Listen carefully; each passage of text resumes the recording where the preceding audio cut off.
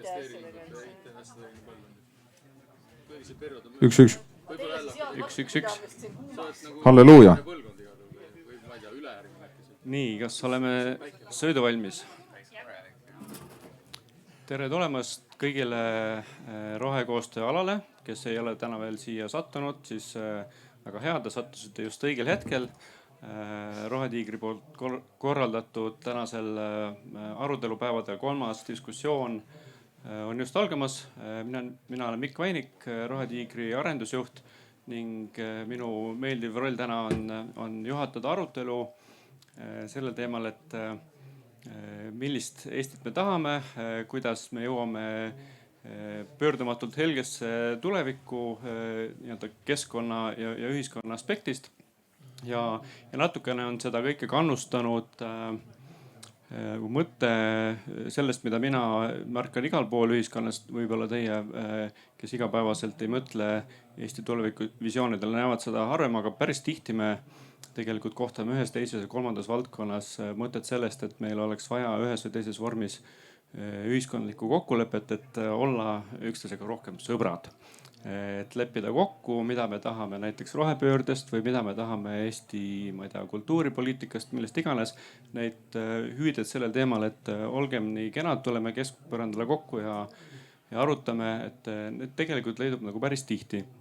Ja sestap tundus huvitav mõte käsitleda täna sellist teemat, et millist ühiskondlikku kokkulepet või millist moodust meie ühiskonnas asjades kokkuleppimisel peaksime kasutama siis 21. sajandi 3. kümnendil olles oma tänases arengufaasis ühiskonnana. Ja Rohetiiger käsitleb seda teemat väga selgelt ühel põhjusel, et meie enda põhiväärtused on sellised, et me tahame olla ehedalt julged, öelda välja ka võib-olla ebapopulaarseid seisukohti. Võib ka täna siin lava peal mõttepiike ristata ja kindlasti ka publikuga koos. Teiseks, kuna me tahame kindlasti olla ka pädevad, siis on meil siin võrdlemisi erinevaid vaatenurka. Meil on siin akadeemiline vaatenurk Johanna näol, meil on investor ja varasem ettevõtja Rainer ning ettevõtja ja koolitaja Ville, kes aitavad seda kõike lahti selgitada. Ja meil on rohekoostöö ala, see tähendab, et neid sõlmküsimusi peabki lahendama koos. Ning selleks, et teele asuda, mul on veel üks oluline teadaanne publikule, kes ilmselt märkab, et mida enam see 1,5 tundi lahti rullub, seda suuremaks kujuneb teie osakaal selles vestluses. Et esimeses kolmandikus ma kindlasti tahan headele panelistidele, kes olid päri täna Paidesse tulema, andma võimaluse natuke pikemalt seletada lahti oma filosoofiline vaatenurk sellele küsimusele, et millised on need viisid ja meetodid, kuhu Eesti areneb ja millisesse Eestisse me võiksime aastal 2040 jõuda. See mõtteharjutus oli juba suve algusest neile ette öeldud. Vaatame, kuidas suvepäikesest need mõtted on marineerunud ja arenenud. Siis teises kolmandikus ma loodan, et meil tekib lava peal juba rohkem diskussiooni ning kolmandas kolmandikus kui te just ei taha leppida minu ettevalmistatud küsimustega, siis ma väga loodan, et siit publikust tuleb ka nii poolt kui vastuarvamusi ja kõrvalepõikeid teemast ja tuleb sihuke meeldiv 1,5 tund lõõskavas kuumas. Ma näen, et Villel on juba palav, võib-olla on abiks, kui Ville Jehe saab siis esimesena kohe oma mõtted välja öelda ja kokkulepe oli, et esimeses mõttevahetuste voorus pigem võtan talle natukene rohkem aega ja katsume sellele küsimusele hakata siis vastuseid otsima. No nii, tere ka minu poolt. Tõesti siin tuleb selle kliimamuutusega kuidagi kohaneda. Teil on palju parem võimalus, et te saate valida varjuse või valguse käes. Ma vaatan siis lavale ja selle diivani taga on võib-olla ainus koht. Aga see vist ei oleks viisakas. Tõesti, kui Mikk saatis need küsimused ja meil oli enne üks arutelu ka sel teemal, kus tal see mõte üldse tekkis, ega ma siiamaani ei saa aru, miks ta mind siia kutsus. Aga ma räägin hea meelega sellest, kuidas ma asjadele vaatan. Ja see mõte on tegelikult lühidalt selline, et mul on tunne, et see formaat oli midagi sellist, et vaatame, mis seal umbes 2040 võiks juhtuda. Mulle tundub, et kui ma praegu vaatan aastasse 2040, mis on õige varsti, siis mulle tundub, et ma ei ole päris kindel, kas me oleme seal üldse, kui ma päris ausalt teile ütlen. See õnneks on väike seltskond. Kui üks suurem saal, siis ma ei julgeks võib-olla seda välja öelda. Aga mulle tundub, et me oleme väga lähedal sellele, et kõik võibki täiesti käest ära minna. Ja see, aga õnneks siin üks positiivne nagu pool ka on see, et see otsuse koht on tegelikult meie käes. Ja see võib tunduda, et see otsus tehakse kuskil seal konflikti piirkonnas või mingite suurte juhtide poolt, aga ma olen päris kindel, et tegelikult see on igaühe meie sees.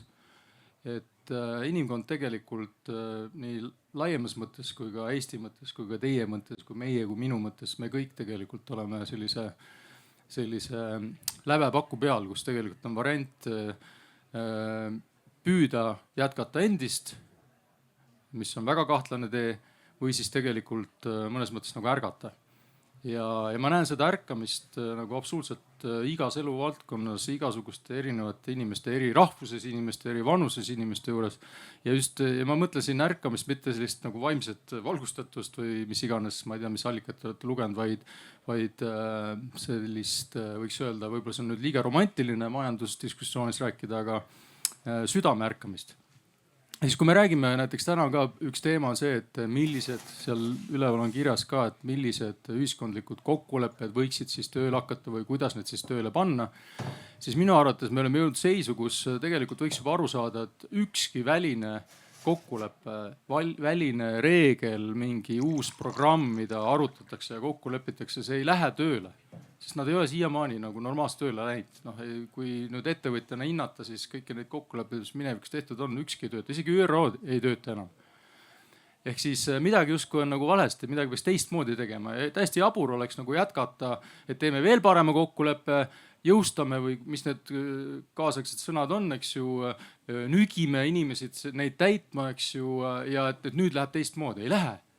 Ja miks ei lähe? Sellepärast, et see materjal, mille peale me selle kokkuleppe paneme, on jäetud nagu arvestust välja. Ehk tegelikult muutuma ei pea mitte kokkuleppe, muutuma peab see nii-öelda subjekt, see kokkuleppija ise ja siis ka see, kes see täitma peab. Ja mitte väljaspoolt, vaid seespoolt. Ja nüüd tegelikult on juba hästi, et me näeme, et mina näen, et see muutus juba toimub. Aga kui me läheneme nagu vanamoodi, et me püüame sinna nüüd ärkavatele isikutele panna peale ikka need vana süsteemi kokkulepped, siis me tegelikult viime spiraalina, eks ju, kõik tagasi sinna, kus me varemgi oleme olnud. Võib-olla mingi väikse kvalitatiivse vahega. Ehk siis hästi lihtsalt igasugune kokkulepe, igasugune läbirääkimine on, kui ma teen nüüd kohutava lihtsustuse, eks ju. Mu õppejõud istub siin ka Tartu Ülikoolist, ehk siis keda ma väga austan, eks ju. Tema on ainuke, kes võib-olla pärast kommenteerib seda liigset lihtsustust, aga ma teen lihtsustuse, et kui me vaatame asju nagu kahel tasandil, ehk on mõttetasand ja selline südametasand, siis kõik kokkulepped ja läbirääkimised me teeme alati mõttetasandil. Mõttefunktsioon on selleks nagu väga hea töövahend, kuidas nagu läbi asju arutada. Aga see ei toimi, kui süda pole kaasas. Ehk siis kui näiteks, ma olen teinud näiteks Eevaga väga palju koostööd, siis temaga ma ei pea mitte midagi kokku leppima. Siin on kusjuures veel terve hunnik inimesi. Me ei pea mitte midagi kokku leppima, sellepärast me oleme südame tasemel ühes kohas. Ma tean, et ta ei eksi ühegi minu sellise kõige tähtsama eetilise reegli vastu ja mina samamoodi ühegi tema oma vastu. Ükskõik mida me lihtsalt helistame, näiteks kui oleks vaja midagi teha ja me ei pea hakkama arutama, kuidas, mis tingimustel me neid asju teeme. Sellepärast, et me teeme seda eetiliselt. Ja seda võib nüüd nagu laiendada absoluutselt ükskõik kuhu, eks, et me ei saa teha viga naabrile, me ei saa teha viga vastasele, me ei saa teha sellist kokkulepet, mis kasutab ära teise poole ärilist rumalust, sest see tuleb niikuinii välja ja siis pärast seda ta ei ole motiveeritud enam koostööd tegema. Me ei saa teha midagi, mis kahjustab planeeti Maa, Eesti loodust, metsa, mida iganes. me ei saa asutada ettevõtet, mis aitab veel efektiivsemalt osta rumatele inimestele asju, mida neil ei ole vaja. Ükskõik kui kasumlik see on. Rohkem ei tahtnud midagi öelda. Aitäh, saime päris selgesõnalise alguse sellele diskussioonile. Rainer, võib-olla sa avad ka oma vaadet sellele ühiskondlike liikumiste küsimusele. Minu arust saunalaval tulevad ikka kõige paremad mõtted. Ja ma ei ole saunalaval varem päikseprille kandnud ja koos publikuga me oleme siin leiutanud mingi avatud sauna kontseptsiooni. Nii et kes soovib lavale, siis siin on väga hea. Et kulpi pole vaja.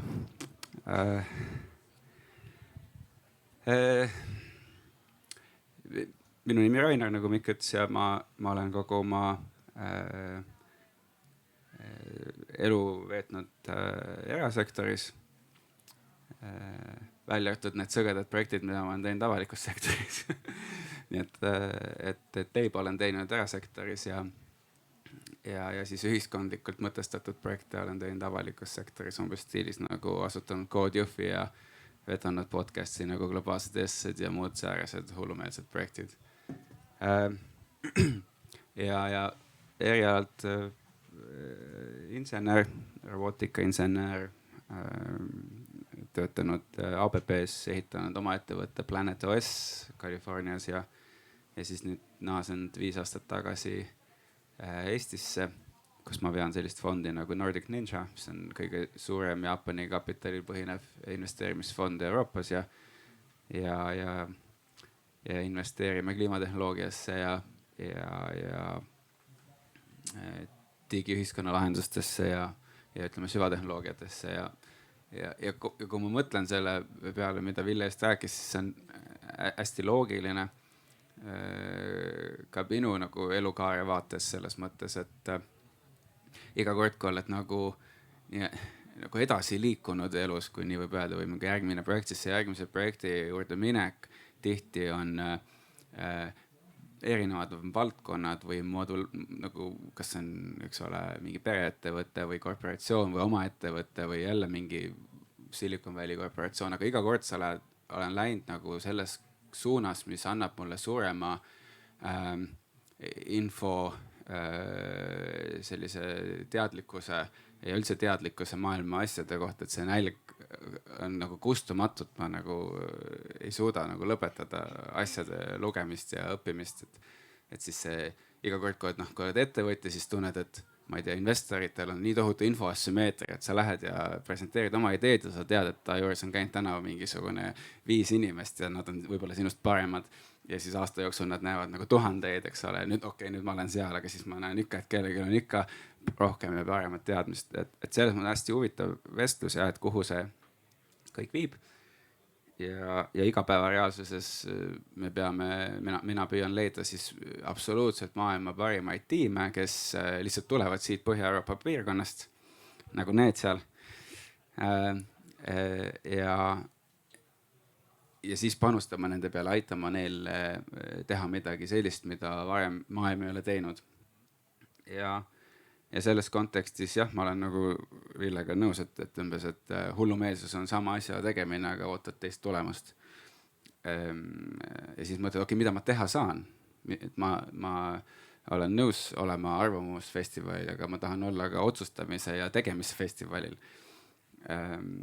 Ja need on kõik seotud, eks ole.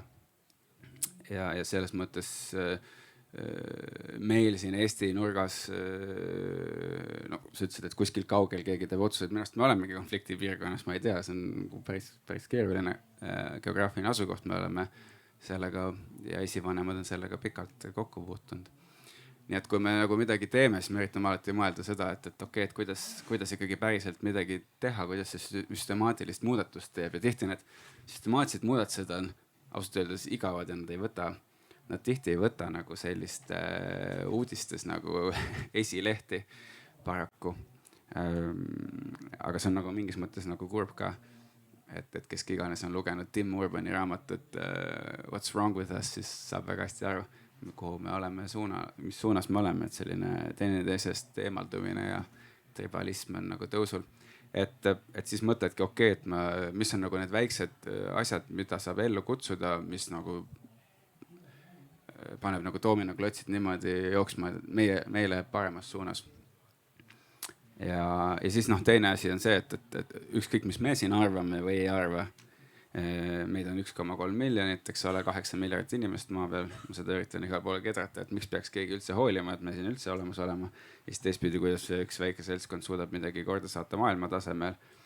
Et siis tahame me või ei taha, et mis iganes me siin räägime, siis keegi teine ikka areneb, tehnoloogia areneb edasi ja kas me suudame midagi sellist teha, kas on nagu füüsikaseadustega kaaselt üldse võimalik muuta, kas see on selline kurlingumäng, kus kivi läheb ja me siin nühime ja midagi ei muutu.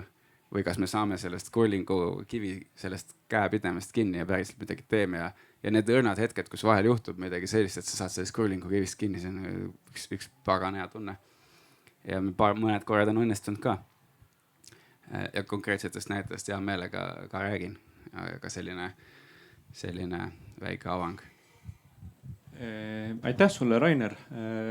Johanna, sina tegeled nii akadeemilise tööga kui ka Tulevikuuuringute Instituudiga. Et võib-olla sa avad seda natuke selle nurgalt, et miks peab tulevikku uurima ja kuidas see välja näeb ja kuidas siis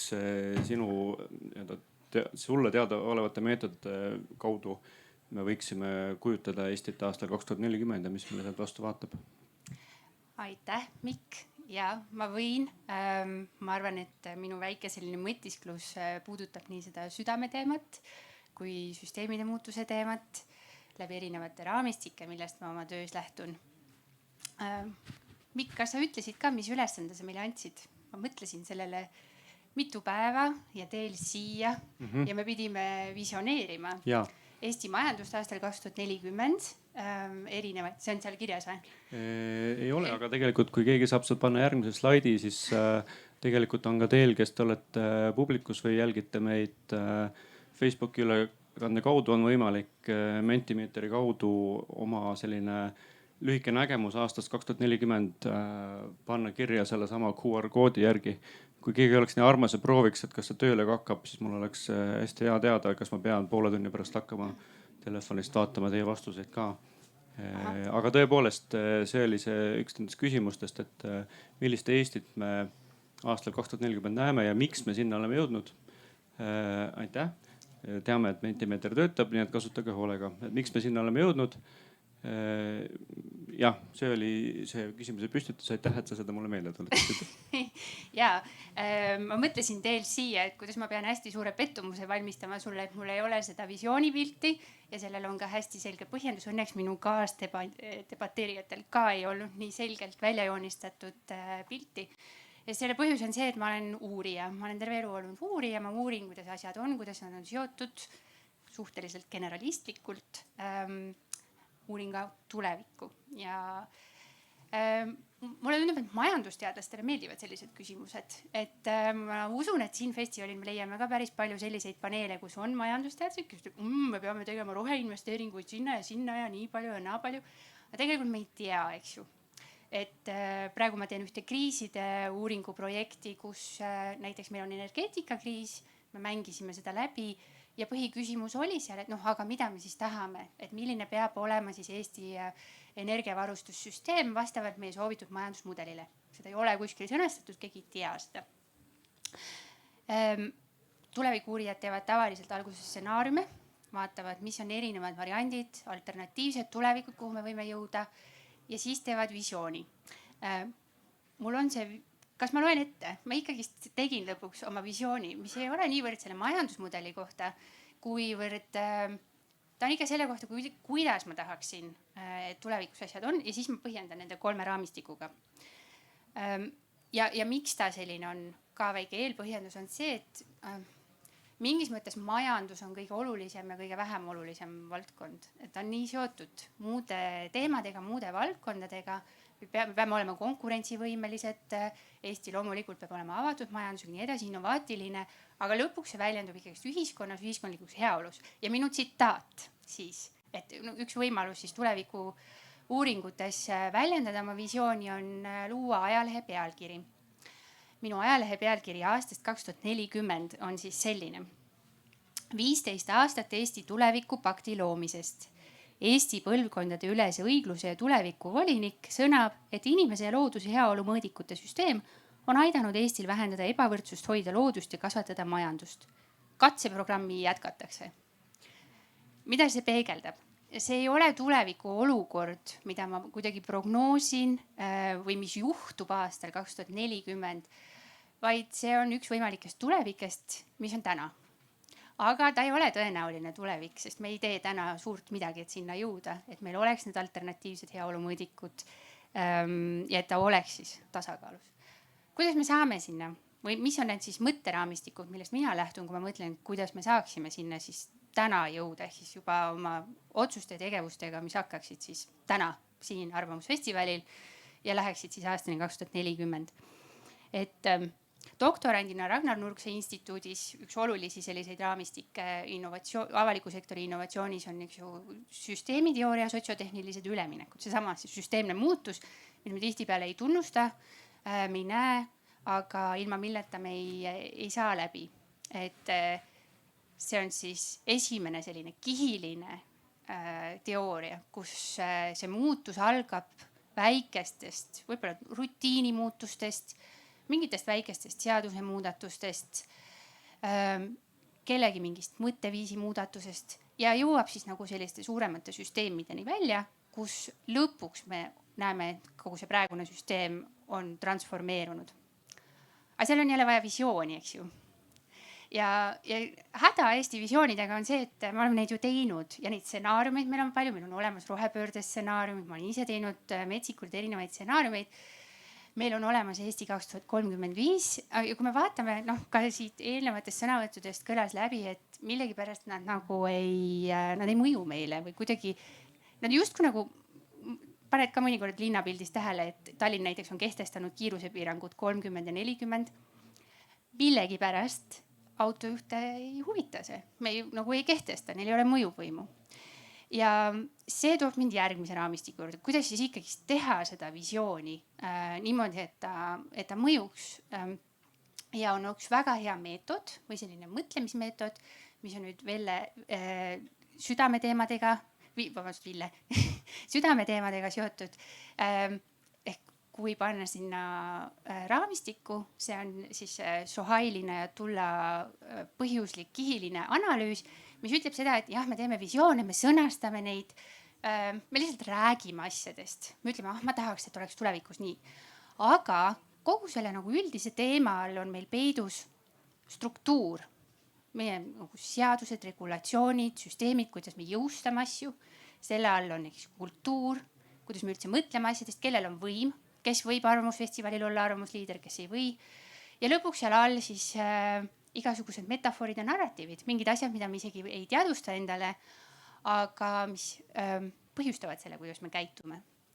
Ja see muutus just sellise, võib-olla sellise visiooni suunas, nagu mina sõnastasin või mingi muu visiooni suunas, see peabki hakkama iga inimese kuklatajust pihta.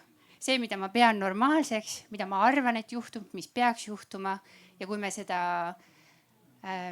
kuidagi suudeksime kas natuke nihutada, et kuule, et siin on see kiirusepiirang, et äkki sellel on põhjus, äkki ma peaksin siis sõitma 40-ga, et äkki siin on mingi kool lähedal, mitte et sõidan oma maasturiga 100-ga kesklinnas. Et sealt hakkab see muutus pihta. Ja kas ma võin kohe ühe näitega veel tuua? Et see on legitiimsuse teema. Ja seda legitiimsust ma ka doktorandina olen uurinud, et üks näide siis sellisest, ütleme, süsteemsest muutusest oleks näiteks katsetamise teema või see, et me hakkamegi neid nagu kruttima neid väikseid muutusi, kui me oleme mingi visiooni paika pannud ja üritame sinna poole jõuda. Nüüd pannes kokku selle teise raamistikuga need kihid, kultuur, metafoorid, süsteem, siis küsimus on, et kes see blokib seda või miks see ei toimi. Ja see on muidugi, ma arvan, ühe teadlase elutöö selliseid legitiimsuse teemasid välja uurida, aga üks näide lihtsalt katsetamisest. Et TalTechis doktorantuuris ma olen osa katsetamise teemalisest projektist, avaliku sektori katsed Eestis ja Soomes. Ja me uurisime, et mis on näiteks poliitikute roll katsetamise suhtes. Ja hästi huvitav võrrelda ühte riiki, kus siis ka ütleme avalikkuse usaldus riigi suhtes on madal versus ehk siis Eesti, kus meil on kombeks poliitikute kallal nokkida meedias ja kus võib-olla ka see poliitiline kultuur on teistsugune, ja siis Soome, mis on ongi pikka aega juba katsetamises suur eeskuju olnud, aga üks põhjus võibki olla see, et ka see poliitikute mõttemuster, kuidas nad katsetamise suhtuvad, mis on siis üks meetod jõuda sellise nagu kaasavama tulevikuloome suunas, on hoopis teine, et nad näevad seal võimalusi ja tunnustavad seda. Samas kui Eestis see ülalt alla suhtumine millessegi uude on võib-olla patroniseeriv ja pisendav ja neid võimalusi nagu vähendav. Et see on võib-olla nagu üks alguspunkt. Aga ma annan nüüd teistele ka sõna. Aitäh. Kui nüüd mõelda korraks hoopis 15 aastat tagasi, 2010, 2009 Arvamusfestivalini esimesena oli veel mitu head aastat minna. Ja mina isiklikult loodan, et aastal 2040 pigem on tõesti olemas ka tegemisfestival, nagu Rainer viitas. Aga Rainer, sul oli veel mingisuguseid näiteid, mis sa tahtsid lahti rääkida, et ma annaks sulle selle võimaluse praegu. Ma tahtsin lihtsalt seda lisada, et lihtsalt oleks vahvam nagu vestlus ja tõmbaks saagi rohkem käima võib-olla. Et ma usun, et eneseteadlikkus, kus me maailmas elame, on nagu hästi oluline, millesse me suhestume. Et maailma ja ühiskonna muutuse kiiruse muutuse areng on nii hoogustunud, eks ole, et me näeme kõik, kuidas maailm muutub kogu aeg paremaks, olemata sellest, mis kõik nagu uudisfoon sulle ütleb, aga ka riskid suurenevad. Et kui sa vaatad et kui võib-olla riski realiseerumise tõenäosus väheneb, aga kui ta saab teoks, siis on väga pahasti ja saab kogu aeg läheb see amplituud suuremaks ja see on see, mis tegelikult on hirmus. Et kui me vaatame nagu kõige drastilisemaid muutuseid eelmisel sajandil, ühiskondlikke tehnoloogilisi sõjatehnoloogiad ja nii edasi, pandeemiad, siis enne seda siis rahvastiku arv ka kasvab. Et me teeme väga ägedaid asju ja oskame teha inimestena väga ägedaid asju, tööriistu ja reegleid, see ongi see, kuidas maailm üldse arenenud, aga siis riskid kogu aeg kasvavad. Ja ma arvan, see, mis mind nagu kõnetas Ville avasõnade puhul oligi just see, et kas me oleme 2040 siin, et kas me saame, ja ma ei taha olla see, et eks ole mingi tuumer, et nüüd on kõik kaevame augu, hüppame sisse, aga selgelt me peame mõtlema nende riskide realiseerumise peale või nende ennetamise ärahoidmise peale. Ja see on lihtsalt hästi huvitav, et ma tegelikult usun, maailm läheb kogu aeg paremaks, aga meie nagu see riski realiseerumise amplituud kasvab ja siis see on see, mille peale ma veedan päris palju aega. Ville, kuidas sind need vahepealsed arvamused, kuidas nad kõnetasid, kuidas sinu mõttelõng selle pinnalt edasi veeres? No, ma tooks kohe näite, kuna ma näiteid ei toonud, eks. Et kui ma vaatan kuna see on ka majandusega seotud, mida me siin täna räägime, ma olen ettevõtja, sa oled ka ettevõtjaks ja teatavasti tuletab meelde, et majanduses tegelikult ju tuleb kogu see raha, mida üldse üks riik või ühiskond kasutab, selles mõttes majandus on kõige alus. Kui see töötab, siis see riik töötab, kui see ei tööta, siis see riik ei saa toimida. Ja ehk siis ettevõtlus on ülioluline. Ja nüüd kui ma vaatan näiteks alustajate ettevõtjat Ville Ehet aastal 89 või millal ma alustasin, ma saan aru, et osad ei olnud sündinud siis isegi, siis ja võrdlen tänasega, siis üks asi, mis ma ütlen konkreetse näitena on see, et minu tootlikkus nagu ütleme siis nii, et mingil määral ma arvan, et mu süda on nagu tööle läinud rohkem kui siis aastal 89. Mu tootlikkus on läinud umbes 2 korda alla. Et see on üks selline nagu hoiatus.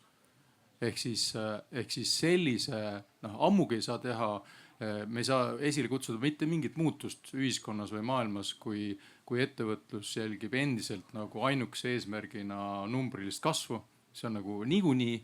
Aga nüüd, kui me veel selle eetika sinna lisame, siis tegelikult tekib väga palju momente, mida me minevikus ja ma ka ise olen ettevõtluskoolis õppinud ja muide olen ka õpetanud, mida ma enam ei tee. siis see vana vaade on see, et need võimalused tuleb kõik nagu haarata ja võtta. Ja kui sa tegelikult vaatad natuke teisest kohast, mitte ainult peast ja mitte ainult Exceli tabelist, siis sa neid enam ei võta või vähemalt hakkad kahtlema ja siis sa pead arvestama sellega, et sina kui ettevõtja ehk siis riik kui ettevõtlusmaksudest nagu toimiv üksus peab arvestama, et see kasumlikkus läheb alla.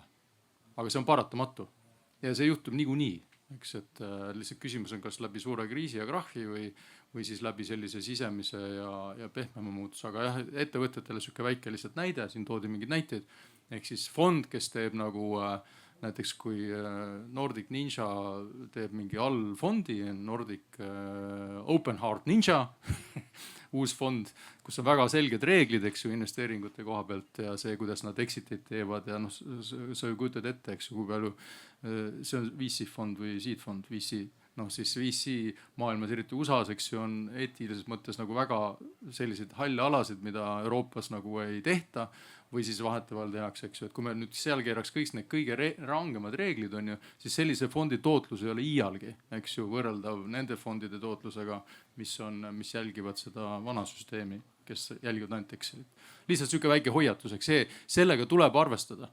Ehk siis selline südame avamine tähendab seda, et su taskud jäävad tühjemaks, et see lihtsalt peabki nii olema, sest tegelikult meil ei ole nii palju vaja. Mic drop. Meil ei ole nii palju vaja. Aitäh esimeste mõttevahetuste eest. Minu järgmine küsimus, enne kui hakkame vaatame Mentimeetrit lähemalt, või mul on neid palju tegelikult, aga ma loodan, et teil on ka üksteisele küsimusi, et me kipume tegelikult üsna tihti sellistes aruteludes rääkima, et mida peaks tegema, et mida me peaks tegema teisiti, millist ühiskondlikku kokkulepet meil on vaja. Näiteks olukorras, kus meie usalduse tase ühiskonnas pigem langeb võrreldes meie naaberriigiga, nagu Johanna õigesti mainis, aga võib-olla oleks võimalik ka midagi olulist esile tõsta, mida me peaks kohe kindlasti mitte tegema. Mis on mõned meile harjumuspäraseks saanud tegevused, mida ühiskonna tervise ja keskkonna tervise jaoks me peaksime lõpetama. Sa natuke juba viitasid sellele, et võib-olla peaks natuke teistsuguseid mõõdikuid vaatama, isegi nagu fondi tootluste mõttes, aga kas on veel asju, mingisuguseid tegevusi, meetodeid, ideid, millest me peaksime laskma lahti? Kuna sa seda fondi teemat nagu puudutasid ja minu eelmine ettevõte oligi Planet OS, kus me tegelesime suuremahuliste kliima, ilma ja energia ja muude andmetega, et siis miks mulle imponeeris see mõte tulla tagasi Eestisse ja teha selline Jaapani Euroopa fond, oligi see just, millele Ville viitas, et on teatud asjad, mida Euroopa või Jaapani inimesed ei pea mõistlikuks või on nagu sisse ehitatud, et näiteks privaatsus või andmete, eks ole, väärkohtlemine nii-öelda kasumi eesmärgil ei ole nagu meile kuidagi moodi meelepärased ja me oleme oma nagu reeglitesse sisse kirjutanud, mis oli nii lihtne, polnud isegi mingit suurt arutelu. USAs ma ei kujuta ette sellist arutelu, eks, et meil on exclusion policy, mis on väga, väga range. Teine pool on just seesama tootluse pool, et seal on nagu väga huvitavad asjad, et kui kõigepealt kuulsin sellest ideest, siis Euroopasse tulla, Euroopa nagu tehnoloogia arengus nagu üsna maas, mitte talendi pärast, vaid lihtsalt kuidas kapital liigub ja Euroopa avalik raha on suuresti istub kuskil pensionifondides, võlainstrumentides ja teadus-arendustegevusse väga vähe läheb ja riskide nagu see, ütleme, väga riskialtid ei olda. Ja siis, kui hakatakse võrdlema, eks ole, tulemuslikkust, et siis ongi, et okei, me võime teha nagu super tulemuslikku asja, aga siis ma arvan, et kellegi ei meeldiks see eetiline ja moraalne komponent seal juures. Ja siis, kui sa teed madalamat tootlust, siis ma võin ju panna need kuskile indeksfondi tiksuma ja ongi kõik, aga lõpuks tekib küsimus, mis selle asja eesmärk on. Kui me suudame mingit super asja teha, mis teeb maailma päriselt paremaks, siis kui keegi teeb nagu 3 korda raha tagasi, kas see on siis halb või, et kui see on ju absurdselt suur tootlus naguni, et ei pea alati 100 korda tagasi tooma. Seal on oma portfelli loogika, ma ei pea minema, aga see mõte on selles, et kui sa tahad teha väga suure mõjuga asju ja sa oled okei sellega, et see ei ole nagu mingi ebareaalse tootlusega asi, siis ka ühiskondlik ebavõrdsus, ma arvan, ka väheneb või siis sa lood instrumente või asju. Nagu meil on, ütleme, pool portfellist on sellised, kus me investeerime ettevõtetesse, mis loovad tööriistu või vahendeid, mida saavad kasutada kolmandad osapooled, et oma mingi kogukonda ehitada või ideid realiseerida. Et see on sellised fundamentaalsed erinevused, mida näiteks USA-s ma kunagi ei oleks saanud teha. Aga USA-s on ka väga palju head, mida ma arvan, oleks meil siin õppida, nii et see on natuke selline kirsside korjamise ülesanne. Aga selles mõttes ma olen ikkagi üsna lootusrikas pikas perspektiivis, mis puudutab nagu asju, mis me arendame. Euroopa tihti on aeglasem, aga vastutusrikkam. Ja Jaapan selgelt otsib sõpru endale. Et läksime natuke liiga detailidesse võib-olla, aga see on minu nagu argipäev, kuidas me nagu näeme, kuidas me päriselt saame mõjutada neid asju. Ja siis teised vaatavad, kuule, me tahaks ka nii teha. Ja siis niimoodi see vaikselt läheb. Ma olen sinu küsimusel, mul olen kõigi nõus, mis sa rääkisid. Aga konkreetse näite juurde, mida me saaksime teha. No näiteks siin ka selle arvamusfestivaliga seotud ma avastasin, et on üks teema üleval hästi kuum, jälle see Eesti metsateema, eks tuleb välja, et justkui nagu mingid kogukonnad tunnevad, et neid ei lastud siin oma arvamust avaldada ja see diskussioon on kuidagi mingi kontrolli all hoitud, eks ju. Eks see teema on ühiskonnas kuum, mida näiteks ka selle viimase dokfilmi, eks ju, tulek ja diskussioon selle ümber. Nii, meil kõigil on metsaga mingi side, on ju nii? Ma ei tea, kas siin mõni ei tea, kus mets on, eks. Ja ilmselt on. Ja nüüd näiteks, kui me räägime, kuskil tehakse nagu peetakse mingid koosolekud, et kuidas siis ikkagi selle metsaga Eestis edasi minna, et mis on nagu okei tase raiuda ja mis ei ole okei tase raiuda, siis näiteks siin saaks teha hästi lihtsa, kõik need, kes tahavad selle teema sõna võtta, peavad mingi aja viibima metsas. See diskussioon peaks toimuma näiteks metsas. Näiteks Jaapani ühiskonnas on, mul ei tule kahjuks see nimi meelde, aga Lõuna-Eestis just oli umbes 2 nädalat tagasi, oli üks jaapanlane tegi siis metsatunnetuse workshopi. See on oma nimi, on ju. Jaapani kultuuris väga palju tehakse. Lihtsalt minnakse ja tunnetatakse loodust. Meie mõttes minnakse jalutama või puhkama, eks ju. Aga seal see vaikus on hästi oluline ja siis selle looduse tunnetamine. Kas kõik need otsused või diskussioonid siin nende peade tasemel, mis võivad olla väga targad ja hästi palju teadmisi täis ja hästi paljudest ülikoolidest või statistikast kõik on perfektselt paigas. Aga kas võib olla, et toimub mingi tunnetuse muutus, kas või pisikene, kui metsaga päris kontakt oleks natukene teistsugune? Mulle tuleb meelde üks poliitik, keda ma tegelikult fännan. Ma ta nime ei ütle, aga kui ta sai kesklinna linnapeaks, siis tal oli programm. Ma olen Vanalinna seltsis ja mul on ka mõned ühiskondlikud organisatsioonid, mida ma olen aidanud asutada. Siis me läksime Vanalinna seltsiga nagu kohtuma taga. Ja siis ta ütles, et tal on 2 põhieesmärki. Üks on jalgratta liiklusteed, no see oli ammu, enne neid punased, eks. Ja teine on laste mänguväljakud. Aga ma olen sükke praktik, küsisin, et jah, et aga palju sa jalgrattaga sõidad? Ta ütles, et ma ei oska sõita. Aga lubas minna kursustele, täiskasvanud inimene. Aga tal oli idee teha jalgrattateede võrgustik. No ebapraktiline on ju. Kui sa ise ei kasuta, kuidas sa saad selle projekti läbi viia? Sa kohtud inimestega, kes on spetsialist, sa isegi saa aru, kas nad räägivad jaburat juttu nendest teedest või võib-olla sellepärast tulidki need niisugused punased, ma ei tea. Nüüd, ja teine näide, siis ma küsisin, et palju sul lapsi on, kui sa tahad need lapse mänguväljakut teha? Mul ei ole lapsi. Ta ütles, et aga talle meeldivad lapsed. No tore noor inimene, eks ju, tal ikka veel ei ole lapsi, aga küll need tulevad ühel hetkel. Aga see on hea näide sellest, et kui on ainult tahtmine, aga sul ei ole mitte mingit praktilise elu sellist nagu kogemust või kontakti selle situatsiooniga, see on jabur, pole mõtet teha. Ehk kui metsa arutame, lähme metsa, saame tunnetuse, saame mingi kontakti, isegi kui seal ei meeldi olla, aga see on juba kontakt ja tunnetus, sest alateaduse tasemel kindlasti mingi mõju seal juba toimus, on ju. Ja sama võiks teha iga asjaga. Ehk vaadata, et kes ruumis on, kes arutavad, eks ju. Me räägime majandusest, on ju, siin on 2 inimest, kellel on majanduspraktik, kes on mõlemad oled kaotanud raha. See on väga hea. Kes mõlemad on kaotanud raha, võitnud raha, eks ju. Me võime rääkida suga majandusest. Sa oled kõvasti kõrvalt näinud seda, kuidas majandusinimesed käivad sul seal, eks ju, rääkimas sellest, kuidas nad võidavad või kaotavad, eks. Et meil on mingi kontakt. Eks siis iga asjaga, kui on mingi arutelu, peaks olla mingi isiklik suhe või kontakt ja siis saaks seda nagu tõsiselt võtta, on ju nii. Kui meil oleks mingi külakogukond on ju siin ja meil on vaja, ma ei tea, sepistada mingi asi mingi haak on ju. No siis ei ole nii, et ma olen haakide fänn on ju, ma olen Youtube'ist vaadanud mingeid haake palju, laseme tal teha. No ei ole nii, eks. Keegi, kellel on käelised oskused, mingi sidemetalliga, vastavad töövahendid, siis teda me usaldame, on ju nii. Tundub nagu nii triviaalne, aga me unustame hästi tihti ära selle. Aitäh, Ville, minu meelest see oli super point. Ja see haakub. Mul ei ole muidugi midagi targutada, ma olen terve elu uuringuid teinud ja pole midagi saavutanud.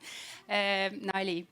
Aga lihtsalt kommentaar just selle, ütleme, pikaajaliste visioonide osas. Et miks ma alguses ka sellise veidi nagu skeptilise ekspertide vihje tegin, et mulle ka ei meeldi, kui mind kasvatakse eksperdina kuskil, kui ma ei ole nagu ühesõnaga, kes on ekspert ja kelle oma see tulevik on, mida me visioneerime.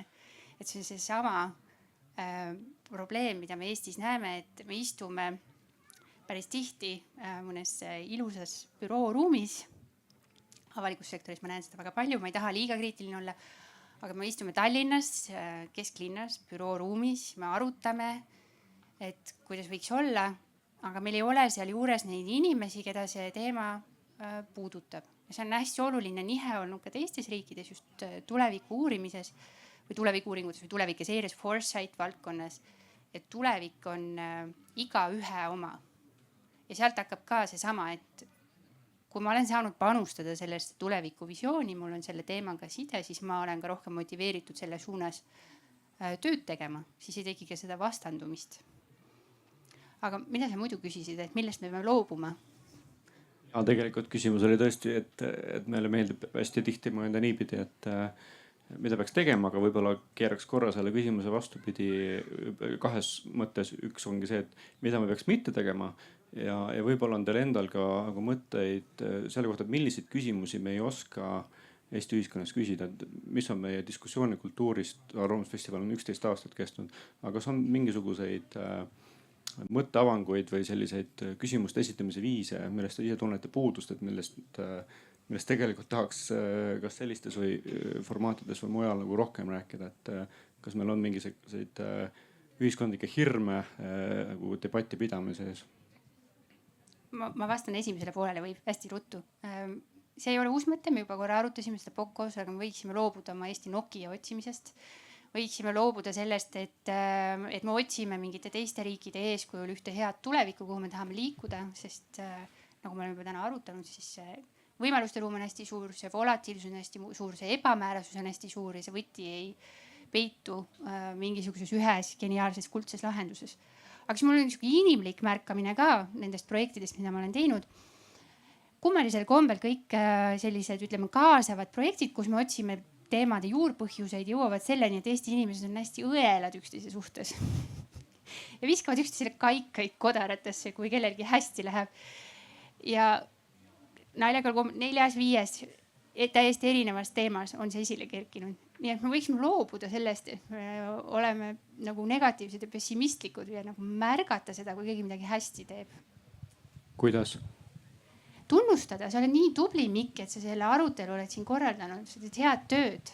Aitäh. Rainer ja seejärel. See tuli, ma olin tööelu alal, me rääkisime nagu kestlikust tööelust ja nii edasi ja siis see tuli nagu ümberkaudselt tuli see ka selle teemaks ja siis ma ütleks selle siia ka välja, et minu arust ühiskonnad saavad palju paremini, need ühiskonnad, kes julgevad rohkem öelda, kus inimesed, indiviidid julgevad öelda, et ma ei tea, need saavad üldiselt paremini hakkama. Et ei ole vaja kõvatada ja ei ole vaja näida, et ma tean nagu kõike öelda. Ma ei tea, aga teeme koos, mõtleme välja, otsime, uurime. Ja ma jällegi, Jaapanis on palju asju, mis on katki, eks ole, seal oma probleemid. Aga seal on hästi huvitav just see pool, et ma ei tea, uurime järgi. Et ma arvan, et see meil oleks päris hea. Tegelikult ma ütleks, et see on väga halb meil, aga ma julgeks öelda, et ma olen ainult rahvusvahelisest kollektiivist töötanud kogu elu ja nii palju lihtsam on ikka, kui inimesed ütlevad, ma ei tea, aga teeme. Ja minu arust selleks küll ära lõpetada, et peab hullult kõvatama ja peab olema oma arvamus iga asja kohta. Ka täiesti nõus. Ma võin ühe näite tuua selle kohta, et meil oli üks juhtide koolitus ja siis nad tahtsid, see oli mitmepäevane tippjuhtide, noh see oli, noh mitu päeva läks aega, et nad saada siit natukene siia tasemele õnnestus enamusega. Ja siis aeg-ajalt ma annan siis üksteisel koolitustel ka koduseid ülesandeid. Ja siis ma andsin neile koduse ülesande see, et nad peavad päevas 5 korda ütlema, ma ei tea.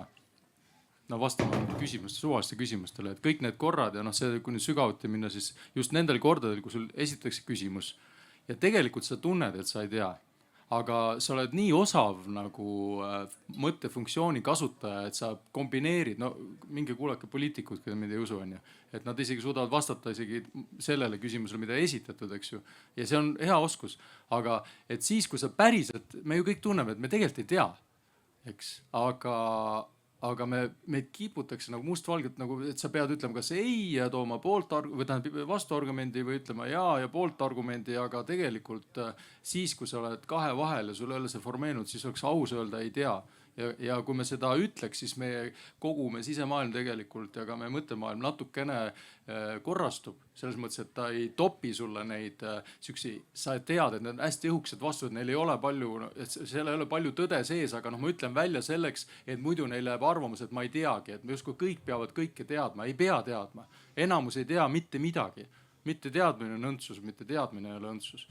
Need teadmised ei anna siin tasemel mitte midagi juurde, vastupidi, võib-olla võtavad sealt fookus ära, ehk siis ma olen täiesti nõus, et noh, kõik võiks proovige, avastage enda elus nagu kohe peale seda üritust siin on, avastage see järgmine moment, kus sul midagi küsitakse, tahetakse vastust ja sa tegelikult ei tea ja proovi ja see rahuldus, mis välja tuleb siis, kui sa ütled, ma ei tea ja siis sa vaatad see üllatunud nägu seal vastas, kes on harjunud sellega, et sa ju tead kõike, kuidas siis nüüd niimoodi, mis nüüd juhtunud on, aga tegelikult sa tunned seest nagu sellist õiget tunnet, sa tegelikult oled aus, sa oled nagu lõpuni aus. Ja loomulikult aeg-ajalt me teame ka, aga siis tuleb ka vahet teha, millal me arvame ja millal me teame. See oli üks asi.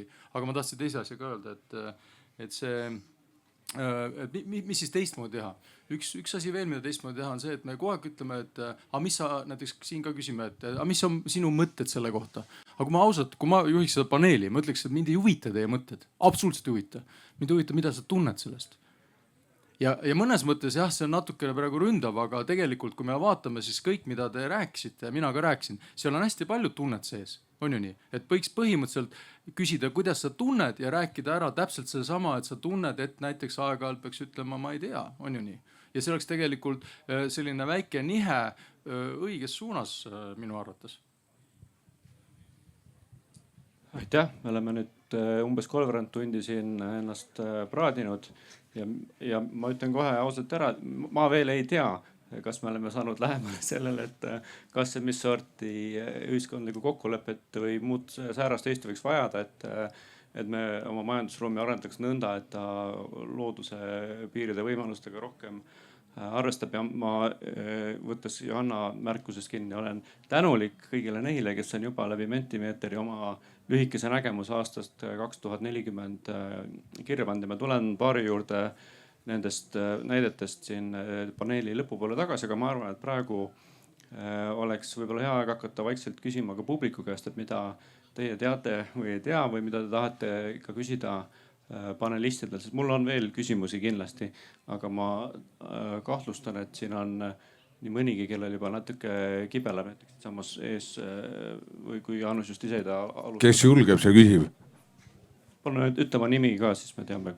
Maiko olen, julgen ja küsin, et siin oli juttu Jaapanist, et Jaapaniga seoses mul tuli Jaapani probleemid, et mul tuli kohe esile vananev rahvastik.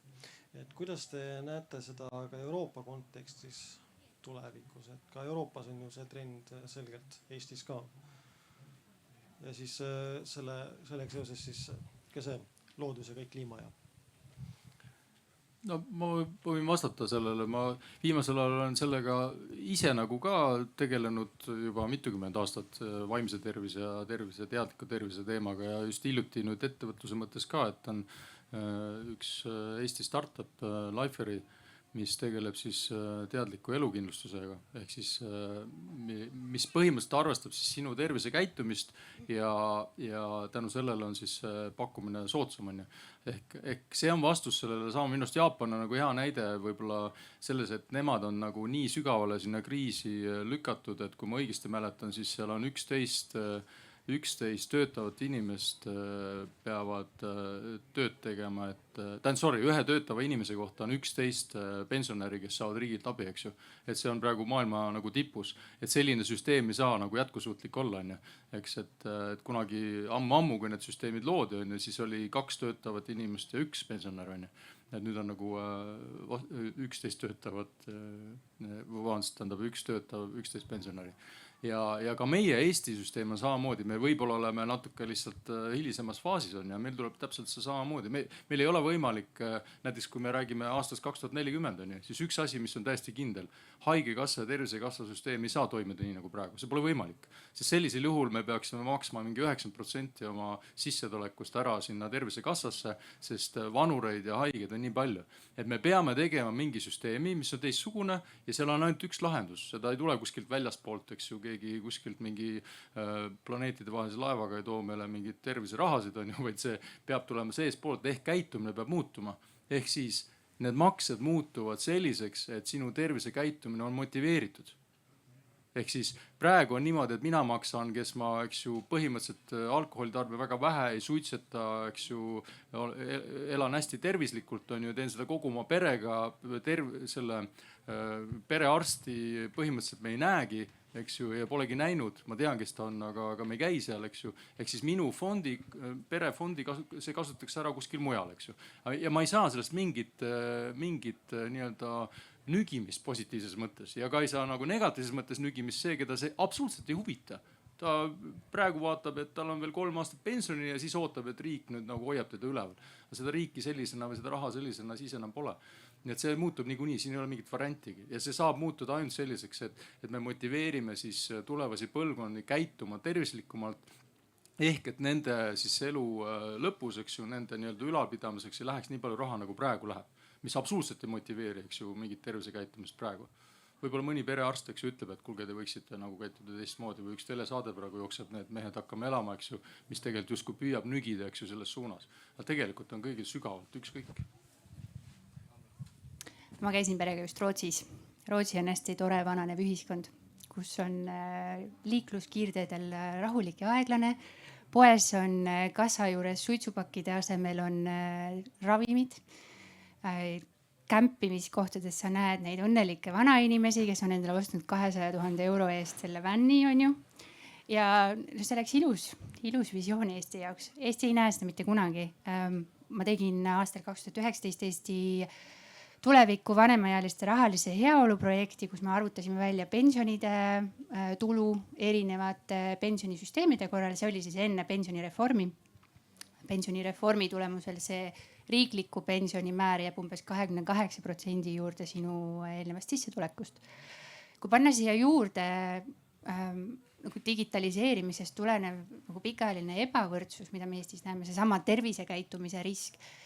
Mina ennustan, see on nüüd puhtalt ennustus või selline spekulatsioon, et väga paljud inimesed, kes on teadlikud, kes käituvad hästi, kes suudavad investeerida, nad ei taha olla enam osa sellest riigist, kus on suur ebavõrdsus, kus me peame tulevikus siis seda suurt hulka pensionäre toetama. Nad leiavad mingisuguse võimaluse nii-öelda siis välja lülitada ennast. Ma ei tea, kuidas see täpselt laheneb, mis tüüpi skeemid seal tekivad, aga Eesti erakindlustuse sellised arengud praegu, mida me näeme, on juba väga soodsa pinnase sellele loonud. Võib-olla kommenteeriks korraks seda Jaapani asja, muuseas see metsas kümblemine on Shinrin-yoku. Et Jaapan on selles mõttes huvitav, kui sa mainisid seda tervisekäitumist, siis ma pean ütlema, et Jaapan on ainuke jõukas riik, mis on saanud jõukaks ilma, et inimesed oleks ülekaaluliseks läinud. Et see on nagu omaette huvitav asi ja teine on see vananeva ühiskonna komponent, et me tihti mõõdame siin, eks ole, ma ei tea, SKT per capita, eks ole, kus Eesti on Jaapaniga läinud samale tasemele, kui me PPP-d vaatame. Ja siis tekib küsimus, kuidas Jaapan siis nagu on saanud nagu niimoodi liugu lasta, eks ole, 30 aastat ja vastus on investeerimine. Sest sest kapitalitootlus ei lähe SKT alla. ja see on nagu üks asi, mida meie pole varem saanud teha, nagu ma ütlen süstemaatiliselt, pikaajaliselt ja peaksime tegema seda rohkem nii inimestena kui ka riigina, et siis majanduse tõusud ja mõõnad sirgeks lihvida kapitalitootlusega, see on hästi oluline komponent ja tervis on hästi suur kulu, eks ole, et need on omavahel seoses, aga see on tõsi, et rahvastik vananeb ja me peame mõtlema välja, mis juhtub, kui maailma rahvastik hakkab hoopis kahanema peale 2050. aastat eelduslikult, aga kes teab. Et selles mõttes, kui ma mõtlen nagu sellele vestluse põhirõhule, eks ole, et eesmärk, siis mulle meeldis, mida Johanna siin tegi, et mis oli see pealkiri, ajalehe pealkiri. Üks viis, mida me tihti oma portfelli ettevõtetega teeme, et kui kujuta ette, et 2 aasta pärast on raha otsas ja kõik on läbi kukkunud, et mis sa arvad, miks see asi ei juhtunud? Et niipidi mõeldes saab siin ka öelda, et üks asi, mis mind tohutult ikkagi motiveerib, on liigirikkuse säilitamine. Et kui 2040 oleks pealkiri, et meie liigirikkus vähenes nii mitu protsenti või siis see on nagu täiesti pöördumatu kahju. Siis sa mõtled, mis me saame teha täna selleks, et see asi nagu edasi kestaks või isegi areneks. Ja siis selliseid olulisi asju, mis on tõesti nagu meile olulised, aga mida saab mõõta pikaajaliselt, mitte kvartalites, eks ole. Et siis need peaks kirja panema ja päris kindlasti neist kinni pidama.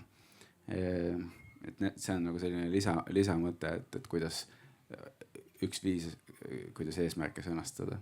Nii, et inimesed saaksid taha tulla, et kas et kuule, kas sa tahaksid, et liigirikkus nagu kõik sureks välja, et sest me kõik teame, mis juhtub, kui üks liik, eks ole, sureb ära, et toiduahel ja nii edasi.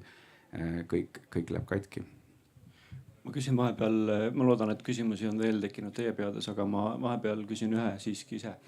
Me eelmises arutelus siin samal laval oli teemaks autostumine ja minu arvates ühe olulise märksõnana toodi nagu välja, et miks me nii väga autot armastame, on see staatuse sümbol, et see oli nii pikalt meie isadele, vanaisadele kättesaamatu, et ühel hetkel sai see nagu kättesaadavaks.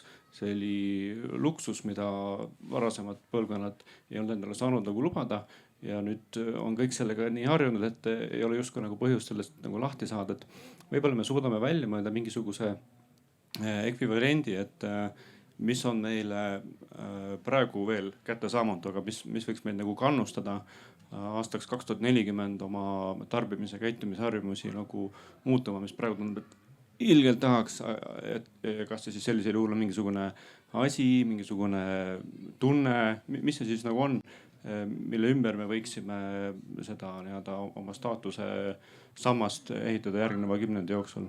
Kas leidub mõtted selle kohta? Kuule, üks küsimus oli siit, kui tohib. Vasta kohe, sa oled kohe järgmine, kui sobib. Esiteks ei olnud ainult auto muide. Üks minu ettevõte on Uusmaa, millega mul enam ei ole seost, aga minu startup. Ja seal ma nägin seda just 90-ndatel, kuidas millise nii-öelda valli tagant sai minema siis eestlaste selline kinnisvara armastus on. See oli ka meil ju käest ära, eks ju. Keegi teine otsustas, kus su üürileping on, nüüd sa kolid sinna. Ja kui see omand tekkis on ja nüüd endiselt, eks ju, me ostame kinnisvara ja pärandame selle lastele, eks ju, erinevalt Taanist näiteks, kus 5 korda vahetatakse, eks ju, algul väike korter, suurem korter, maja, siis uuesti väiksem korter, veel väiksem korter on ju. Et me ei tee seda, me ei raatsi, seepärast, et see psühholoogilises mõttes see on nagu arusaadav. Et asjad, mida meil ei olnud, mida me vähemalt Põhja-Eestis telekast nägime, on ju, et see mingil määral, et see on vaja nagu välja elada. Et ilmselt see läheb nagu jääb aina vähemaks. Nii et see ei ole ainult nagu autodes kinni. Jah, et see on hästi huvitav, kuidas me käitume, eks ole. Et kuidas me optimeerime ja see on loomulik, me kardame millestki ilma jääda, mis meil polnud olemas, nii et see on oluline ja Eesti ebahinna veel see, et eks ole, et saime vabaks, et nüüd saaks nagu vabadusi realiseerida, siis öeldaks, kui nüüd sa ei saa. See keelamisega on nagu raske, teistpidi ma ei tea, ma arvan, et me oleme ikkagi nii nagu looduslähedased veel, et hästi huvitav komponent on see, et me oleme digitaalselt hästi arenenud, aga ikkagi loodusega veel kooskõlas ja kontaktis võiks olla rohkem, aga kindlasti rohkem kui mõni teine riik ja ma arvan, et see üks asi, millest võiks nagu loobuda või see on jälle selline asi, mida ühelt poolt saaks nagu teha motiveeriva süsteemi, kuidas ma ei tea, kedagi kuidagi rohkem maksustada või vähem. Teistpidi selline sotsiaalne liikumine iseenesest on juba huvitav, et mida me esivanad arvestasid väga, et sul oli kaks komplekti riideid, üks oli tööriided ja sul kirikuriided, eks ole, tänapäeval ühiskond natuke teine, aga see point, et mis jällegi ma toon seda Jaapanit nii palju, sest ma nii ikkagi muljet avaldav, ma olen jah, et sa ikkagi vaatad seda mingisuguse toote, mida sa ostad endale perre, saadad selle kogu eluiga, mitte selle ostuhinda, vaid selle hinda kogu selle eluaja jooksul. Sealhulgas mingi hooldamine või parandamine või midagi sellist, selle asemel, et osta 10 tükki, eks ole, 10 aasta jooksul ostad ühe. Ja kui palju aega läheb selle peale, et kuidas otsustada, mida siis ikkagi vaja on. Ja see puusalt, et kui sul on vabadust tellida klikiga, see on tegelikult jumala ohtlik.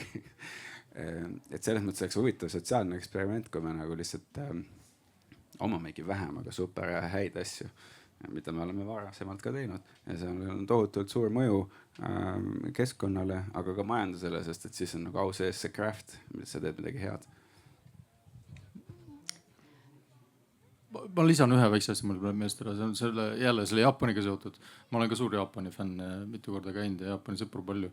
Aga seal on minu arust üks asi, mida sa puudutasid. Ehk siis ma olen ütleme jaapanlastega väga tihedalt nagu suhelnud, siiamaani suhtlen edasi ja mida ma näen on tegelikult, et kui sügavuti vaadata, siis meie side loodusega eestlastel on parem kui neil.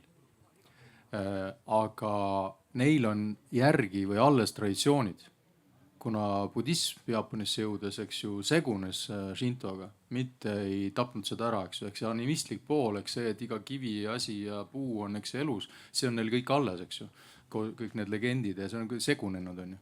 Meil kahjuks läks teisiti, ehk meil läks ju kristlus tegelikult ikkagi vana hävitas selles mõttes, et mis iganes ajaloolistel põhjustel see nii läks, aga minu arust üks asi on see, et meil on puudu seesama nagu tunnetuse ja südame teema on alati looduse ja me teeme siin metsa teemat näiteks mitu korda, et üks lahendus oleks ka see, et meil tekiks uuesti selline traditsioonide kiht, mis seob meid päris maailmaga.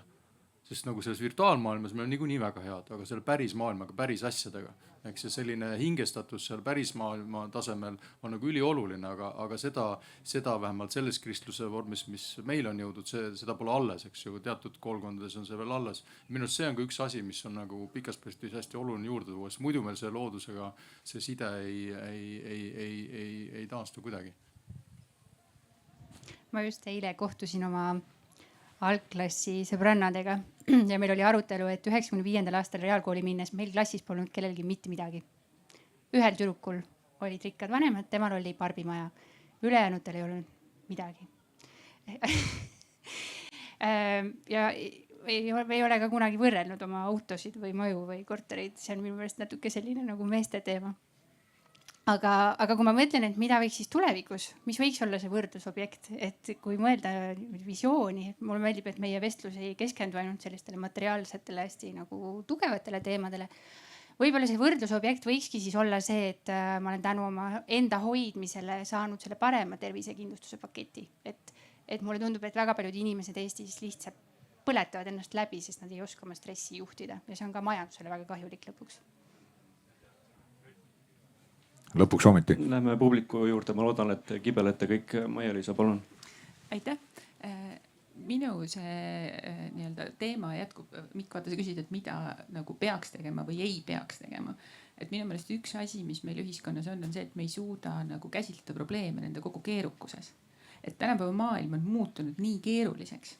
Ja me kuidagi ei suuda seda käsitleda. Teine asi on, sealt on ka ebakindlus, et me tegelikult ei pruugigi neid õigeid vastuseid teada. Et ongi tulevikust rääkides me kuidagi saame aru, et see võib olla ebakindel.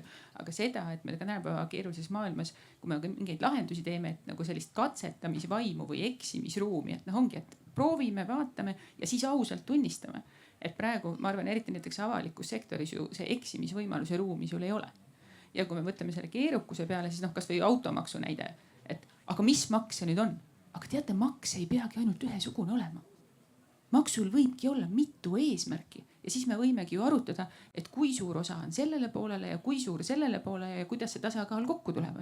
Aga et mulle tundubki, et see küsimus, et kuidas me talume keerukust ja ebakindlust, ma tahaks natuke siin oponeerida selles tervise teemades, et inimeste elukutsed on nende tervisele erineva mõjuga.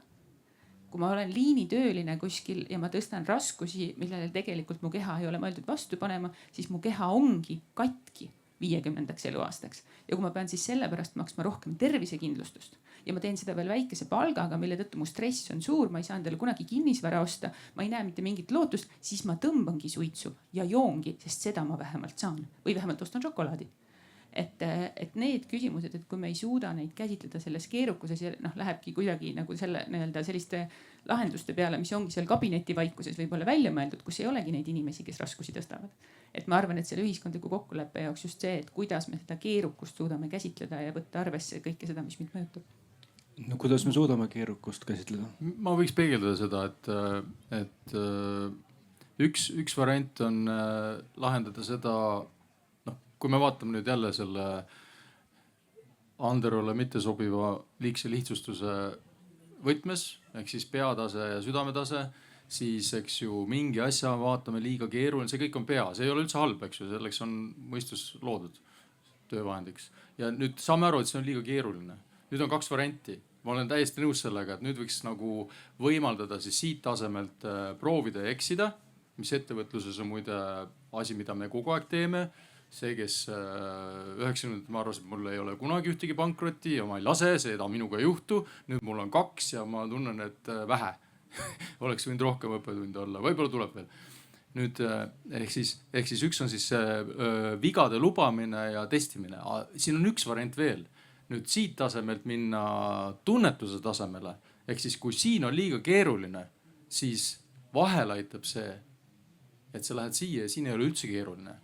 Siin on täiesti selge, see on väga raske kirjeldada, aga see on nagu sa tunned, nagu on magnettõmme, ehk see on nagu sihuke positiivne või siis sa tunned, et ei, ehk see ei ja nagu siin tasemel nagu hoopis vahetevahel väga sellel tasemel, mõistuse tasemel, ülikeeruliste probleemide puhul ei või ja.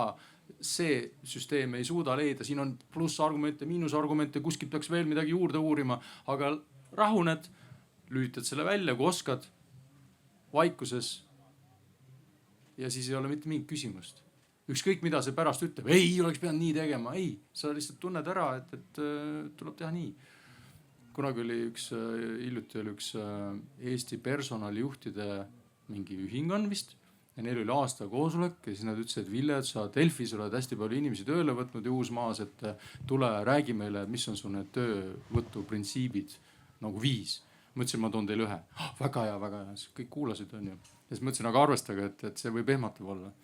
Ja siis ma ütlesin neile, et ma istun 15-20 minutit, lasen tal rääkida, siis vaatan, räägib oma elust ja nii edasi on ja mina ainult tunnen seda inimest. Ja kujutan, kuna mul on ettevõtteid palju, siis sel hetkel, kui ma siis teda tunnen, sel hetkel ma kujutan ette, et ma esindan seda, ma ei tea, F-hoone, restorani või mingit startupi või et ma tunnen, et see ettevõte on mu selja taga, ma olen selle esindaja ja nüüd ma tunnen. Ja mitte mingit probleemi pole aru saada, kohe on super inimene, sobiks ma ei tea kuhu, ükskõik kuhu kohta mingit maailma asju tegema, aga võt siia ei sobi. Ja CV-s ei leia ühtegi mõistus, ühtegi punkti, et kuule, mida ma nüüd talle vabanduseks toon, et kuidas ma talle ei ütlen, sellepärast, et vastus on ei, aga argumente mul ei ole ei, aga tunne on absoluutselt ümberlükkamatu ei. Eks see on üks lihtsalt näide, et kust saaks keerulistele ülesandele lihtsa vastuse. Aga loomulikult seda ei saa nagu raamatust õppida, et selle peab ise nagu läbi proovima ja õppima seda usaldama. Siin on üks küsimus ka vahepeal. Aga kas ma võin selle natuke igava avaliku sektori, avaliku halduse doktorandi vaate ka anda? Et ma olen viimased aasta aega töötanud ka konsultandina, sest doktorandina, ühesõnaga. Jah. Ja üks minu konsultatsiooniprojekt on üsna hea näide sellisest visioneerimisest või pika plaani tegemisest keerukas olukorras. Just nagu ütleme tunnustamaks siis neid inimesi, kes seda projekti avalikus sektoris eest peavad. et ma aitasin teha turismi pikka vaadet MKM-il. ja mida me märkasime selle protsessi alguses oli see, et selleks, et panna kokku see nii, nagu ta võiks olla, interdistsiplinaarne, tulevikku vaatav, kaasab neid inimesi, kes tegelevad selle valdkonnaga, ehk siis turismivaldkonna ettevõtjad, see võtab jube kaua aega. Seda ei saa üks ametnik valmis kirjutada, seda ei saa ka konsultant valmis kirjutada, ma seda ka ei teinud. Ma aitasin lihtsalt seda protsessi plaanida, läbi viia siis selliseid kaasavaid töötubasid, kus ma vahendasin neid tulevikke, mida need inimesed, kes selles valdkonnas päriselt tegutsevad, ise nägid, andsin need meetodid. Et siin ma usun väga ikkagi, vähemalt avaliku sektori puhul sellesse klassikalisse vastusesse, et interdistsiplinaarsus, silode ülene, rahulik, läbimõeldud protsess, kus me ei kiirusta, et otsime siis seda teadmistepõhist lahendust, mis vaatab laiemalt sellest, ma ei tea, kasvõi automaksu mingi transpordimõjust, vaatame laiemalt siis näiteks perede heaoluga. Järgmine küsimus. Ja aitäh.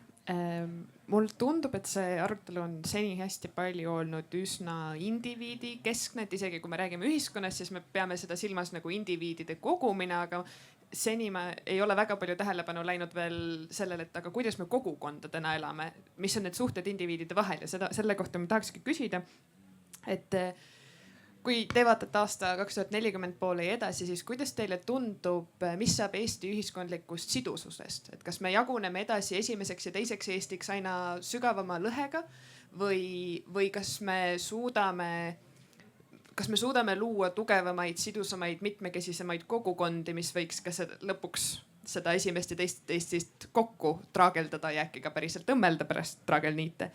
Ja kuidas see perspektiiv tundub, kui me arvestame sinna juurde, et meil on ees keskkonnakriisid, meil on sõjaoht, paljud teised kriisid, mis teevad inimesi ärevamaks ja elu mitmes mastaabis keerulisemaks.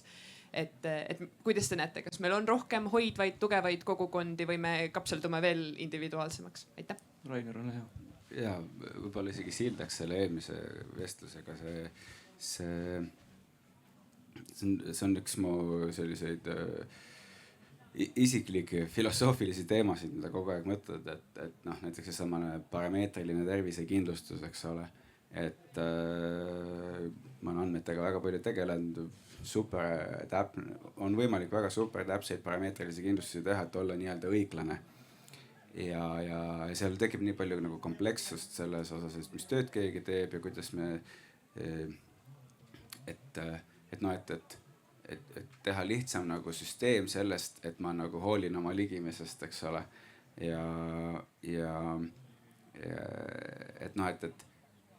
Et me saame pahaseks, kui keegi kuritarvitab mingit süsteemi, et siis me peame ikka täpse süsteemi tegema. Ja noh, umbes nagu ma ei tea, USA's on krediitkaardisüsteemis, et on nagu, ma ei tea, 3% on pettus, et noh, et siis nagu sa võtad selle osana nagu süsteemi kulusse ja sa püüad seda küll vähendada, aga sa saad aru, et sellepärast ei ole vaja kõik nagu kinni keerata. Loomulikult on süsteemi, kus on teistsugused, umbes nagu lennukiga lendamine, keegi lendab kuskile hoonesse sisse, siis tekivad klõmm igal poole turvasüsteemid. Need ongi nagu erinevad gradatsioonid protsessides, aga ja ma ei saa ilma ikka selle Jaapani näitete, sest ma olen nagu nii, noh, ma olen alates 2008 seal käinud, ma elan 8 aastat USA's ja üle 25 korra Jaapanis käinud ja see, noh, et kui Tokyos on 38 miljonit inimest koos eeslinnadega ja Põhjamaades ja Baltimaades kokku on 33,5 ja sa oled seal linnas ja kõik töötab.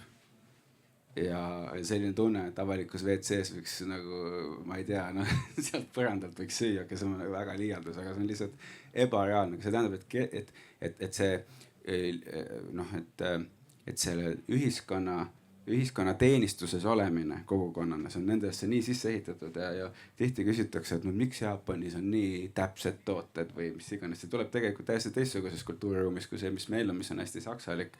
Et me tahame, et asjad töötaks, noh, et läheks katki aga see on väga selline, et noh, et egoistlik selles mõttes, et ma ei tahaks, et asjad läheks katki, et noh, et ärge tülitage mind ja üldse, et asjad, ma ei tahaks.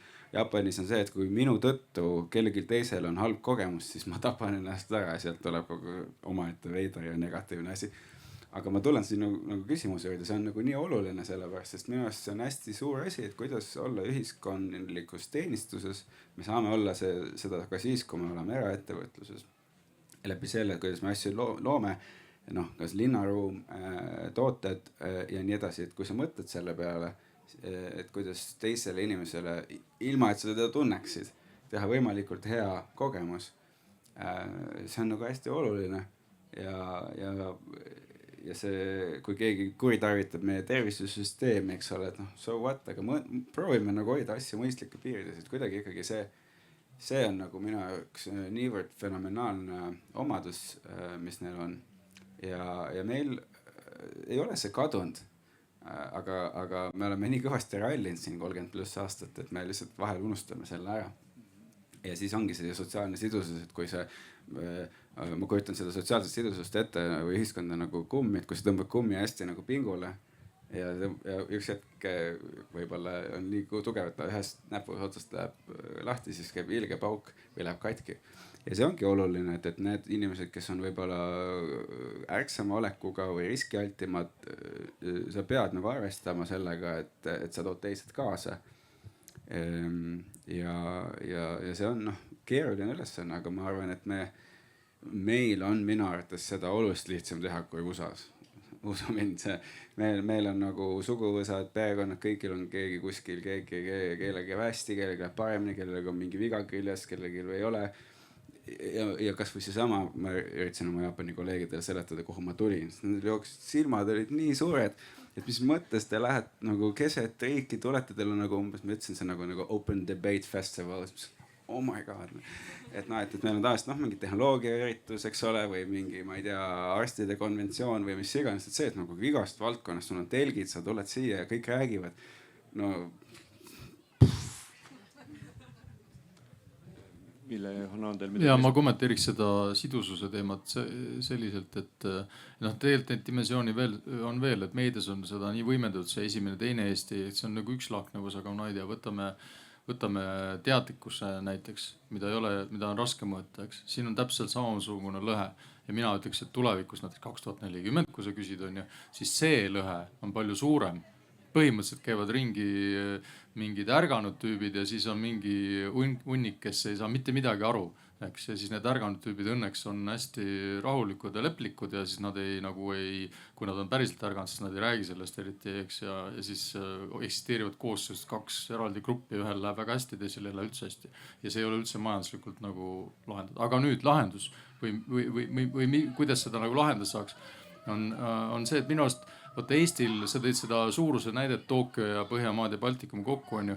Eestil on üks väga suur pluss, mis on ka väga suur risk, on see, et me oleme nii väiksed.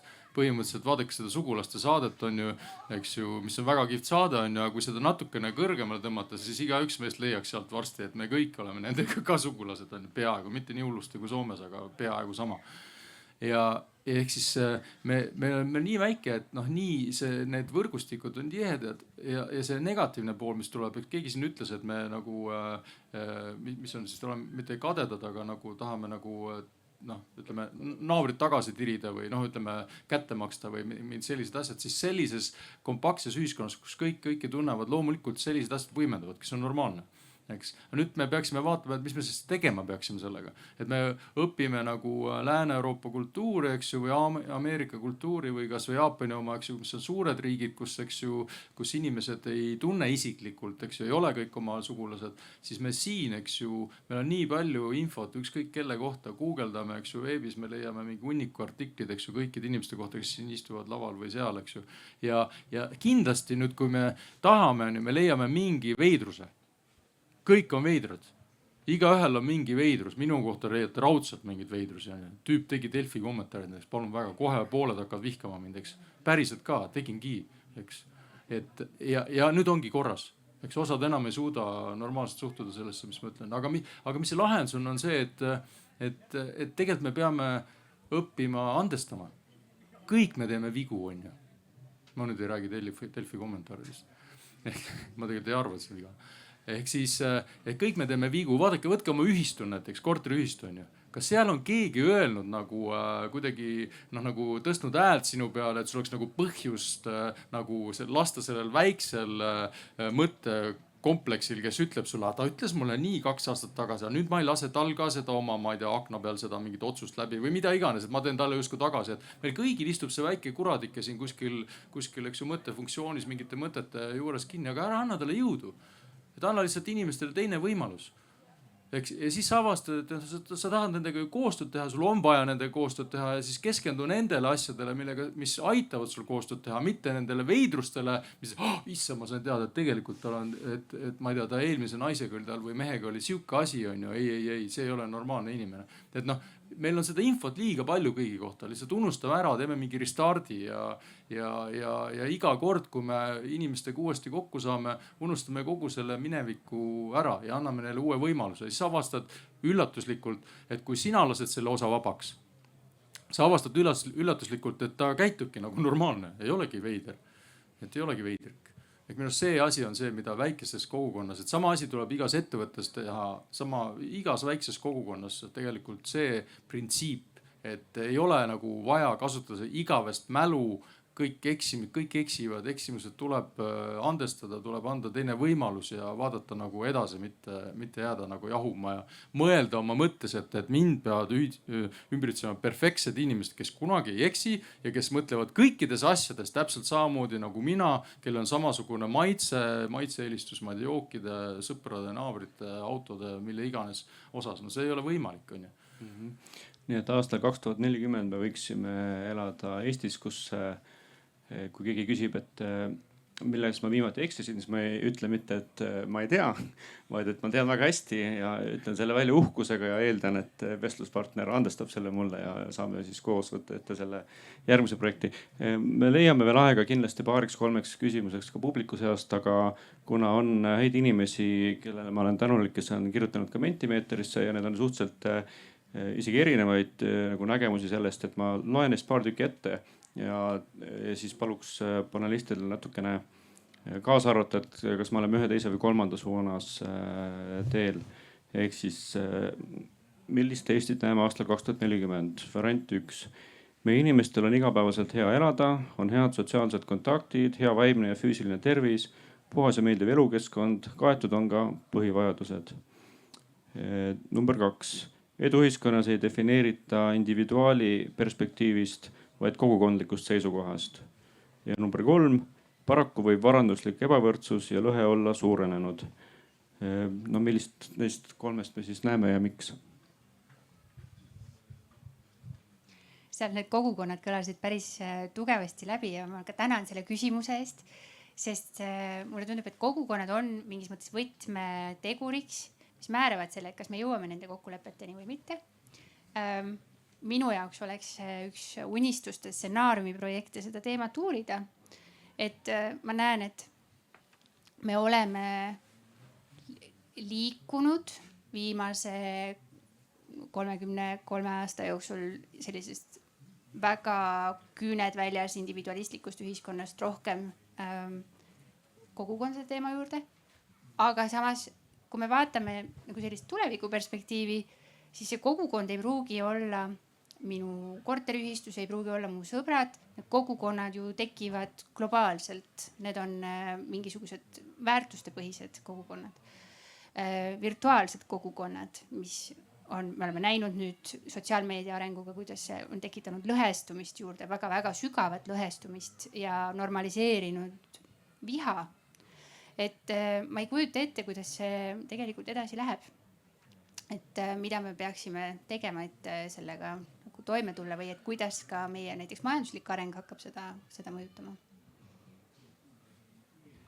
Ma nii tahaks vastata see variant 2 ja loomulikult ma kahtlen, kas seda on võimalik teha. Kas ma mõtlen, miks või kuidas üldse midagi saaks rohkem kogukondlikult teha, siis on see kohuse tunne. Et loomulikult me alguses kõik, eks ole, panime ajama ja kõik tahtsid haritud saada ja maailma saada. Aga see kohuse tunne, jah, sest keegi meist ei ole nii tugev, et kogu aeg olla tugev järjest, eks ole, järjepidevalt, et see kogukond ongi oluline. Ja siis peaks olema piisava kohuse tunne, et midagi teha. Et siin tööala selles telgis oli hea vestlus, et kui on tööandja, see ei tähenda seda, et ma nüüd nagu olen töötaja, et ma nagu töövõtja olen, noh, et selles mõttes, et ma pean ootama, et keegi mulle midagi annab. Ei, et elu on see, palju sa ikka sisse ise paned. Et selles mõttes see on väga raske, et ma kardan, et see on vastus 3, et lõhe süveneb. Aga meil on palju suurem võimalus seda number 2 saavutada kui suurtes riikides ja Villes enne ütles, et ma tahaks elada rohkem nagu sarnastes inimestes. Selle kohta on hästi huvitav ka teaduslik nagu eksperiment, et kui sinu naabruskonnas, eks ole, ma mäletan, kas oli, kui see protsent ületas, kui sinusuguseid inimesi on vähem kui 20%, siis inimesed tahavad sealt ära kolida. Ja siis kui on 33–50%, siis nagu inimesed on okei seal, siis sa näed ja siis tahad üle 50, siis tahad jälle ära kolida ja siis nagu sellised homogeensed ühiskonnad, siis tekibki totaalne segregeeritud nagu ühiskond. Ja tegelikult on jumala äge, kui on selline kirju-virju seltskond ja sa peaksid ennast panemagi ebamugavasse positsiooni, mis tegelikult jällegi tuleme jälle tihedasse linnaruumi. Linnaruum on just äge, kus igast rahvast on erinevat. Et ma väga tahaks, et vastata number 2 ja tahaks teha kõike endast olenevat, number 2 oleks tõsi, aga ma väga kahtlen, kas see on võimalik. No mina pooldan ka seda, et ikkagi jällegi, et kui siin tasemel ollakse enam-vähem ühes kohas, siis kõik need ülejäänud erisused ei puutu üldse asjasse. Et hea näide on minu arust üks, kui me vaatame haridusse, pole ka haridusteemaline plats siin, aga ma olen gümnaasiumis VHK-s Tallinnas, olen õpetaja juba mingi 6. või 7. aasta läheb. Ja siis seal on üks süsteem, et seal on need väikeklasside lapsed või kes individuaalõppe peal on, siis iga aasta püütakse väikeklassidesse, kus on 5 õpilast per 1 õpetaja, siis neid üle tuua, nagu aidata neil koostööd teha teistega ja siis igast väikeklassist tuuakse igasse klassi, iga aasta siis püütakse keegi vähemalt üle tuua tavaklassi. Ehk siis kui ma gümnasiste õpetan, siis iga kord nüüd ma septembris lähen nagu huviga, et ma ei loe enne läbi, eks ju, et mis need minevikud on, et ma iga kord püüan ära aimata peale esimesi tunde, et kes on tulnud siis kunagi olnud individuaalõppel ja gümnaasiumi tasemel jõudnud juba niimoodi integreerida, et ta saab tavaklassis õppida. Minu arust see on super süsteem ja ma panen mööda. Ma iga kord vahetevahel, kui on mingi sügava ATH-ga teema, eks ju, siis ma saan aru, eks, sest ta on tavaliselt isegi istub eraldi. Aga ta ometi võtab tavalist õppetööst osa tavaprogrammiga. Ehk siis nagu ja ma näen samas, kui palju vaeva see võtab selle süsteemilt, on ju, koolisüsteemilt, et need noored inimesed integreerida, eks ju. Lihtne oleks jättagi eraõppe peale ja ongi ja ilmselt nad ülikooli siis ei läheks või siis on online ülikoolis ja tegelikult ühiskonnast nagu teistega osa ei võtta. Aga et sellised erisuste nagu integreerimine vajabki pingutust, et see ongi nagu tegelikult kallis või selles mõttes aja ja energia mõttes. Aitäh. Kas kellelgi on pakkuda viimane küsimus või siis vastus püstitatud küsimusele, et millist Eestit me aastal 2040 näeme seal tagapool, see jääb ka täna viimaseks küsimuseks. Ja aitäh. Et Johanna, te alguses küsisite, et kus me võiksime aastal 2040 olla, et kas meil võiksid olla sellised mõõdikud, mida me võiksime jälgida ja ise Tulevikuuuringute Instituudi esindajana siin võiks teil ehk olla ka endal nagu selline nägemus, visioon, arvamus selle kohta, et arengukavasid, strateegiad on meil ju mitmeid. Meil on säästva arengu strateegia kõigi oma 4 vaalaga ja 4 tugisambaga, mida me võiks jälgida ja seal on mõjuhinnangud, et kultuuriruum mõju on kõige suurem nendele ülejäänud valdkondadele, ökoloogilisele jätkusuutlikkusele ja neid teemasid olemegi siin täna käsitlenud, aga neid strateegiaid, arengukavad, mõõdikuid on palju. Et mida siis nende hulgast valida ja aitäh kõigile teistele ja Villega ei saa mitte vähem nõustuda kui nendes punktides, mis te välja tõi ja kõigi teistega. Aitäh teile. Aitäh. Johanna saab sõna ja siis tegelikult jäävadki viimased märkused, kui kellelgi veel on. Ja aitäh. Suurepärane ettepanek. Instituut kindlasti võtaks selle projekti teha, kui leiame sobiva rahastusvõimaluse. See on juba aastakümneid olnud ju väga oluline ka rahvusvahelises teaduskirjanduses, et kuidas siis ikkagi edu mõõta. Ja ma olen väga-väga veendunud, et see, mida me mõõdame, sinna poole me ka läheme. Et ma loodan, et mul tekib võimalus selle teemaga siis kunagi süvitsi tegeleda. Kas on, Rainer, mille teil viimaseid mõtteid? Kui ei, siis eks peab tõdema, et aastal 2024 me veel ei tea, milline see 2040 välja näeb. Koos Rohetiigriga oleme valmis hüppama üheskoos helgesse tulevikku. Tuletan veel kord meelde, me proovime siiski ettevõtete koostööplatvormina olla pidevalt tulevikku loov ja julge ja öelda välja ka ebamugavaid arvamusi ja ka teadmisi, et me tihti peamegi üksteisele ütlema, et ma ei tea või et see on okei, kui sa ei tea, ma sellepärast ei arva, et sa nüüd rumal inimene oled, et saab asju ikkagi koos teha. Ja ma arvan, et on paslik nüüd teha väike aplaus meie panelistidele. Aitäh, et te tulite Paidesse. Ma ütleks ühe asja lihtsalt kuidagi sünkroonsus juhtus praegu, et ma siin kogu aeg jauran sellest südame avamise teemast on ja siis tuleb Kristjan Järvi. Kristjan Järvi oma trummiga, eks, et kui te suudate minna mõnele tema kontserdile, eks, ja lasta endast seal lihtsalt vabaks, siis on juba suur samm nagu astutud. Nii et aga aitäh teile kõigile selle ajast. Selle suure sammu saab astuda siinsamas. Kristjan tuleb meil poole tunni pärast lavale sellest lugude rääkimisest Eestis vestlema. Nii et poole tunni pärast näeme. Aitäh teile.